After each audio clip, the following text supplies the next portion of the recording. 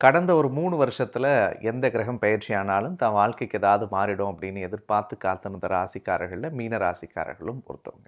ஏன்னா 7.5 சனி ஆரம்பிச்சதுலேருந்து பல்வேறு மன நெருக்கடி, மன அழுத்தத்தை மீனராசி சந்திச்சுட்டு வராங்க அப்படின்றத யாராலும் மறுக்க முடியாது. குறிப்பாக உடல் ரீதியாக, மன ரீதியாக நிறைய சவால்களை சந்திச்சாங்க. அதே மாதிரி குடும்ப உறவுகளுக்குள்ள நிறைய சவால்களை சந்திச்சுட்டு இருந்தாங்க.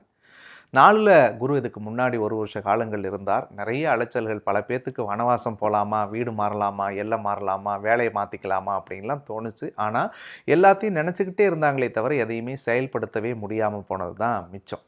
அப்படி இருந்த இவர்களுக்கு 5ஆம் இடத்தில் பஞ்சமஸ்தானத்தில் குரு பகவான் உச்சமடைந்து வருகிறார். இந்த குரு பெயர்ச்சி மீனராசிக்காரர்களுக்கு ஒரு அற்புதமான பொற்காலம் அப்படின்னே நம்ம சொல்லலாம். குறிப்பாக 7.5 சனி தொடங்கிய பிறகு வரக்கூடிய நல்ல குரு பெயர்ச்சி. இதுக்கு முன்னாடி குரு மறைவிட ஸ்தானத்தில் 3-4வது இடத்துல பயணம் பண்ணாங்க. இப்போ பஞ்சமஸ்தானத்தில் குரு வந்துச்சுன்னா பல்வேறு பாக்கியங்களை மீனராசிக்கு கொடுக்க போகிறார்.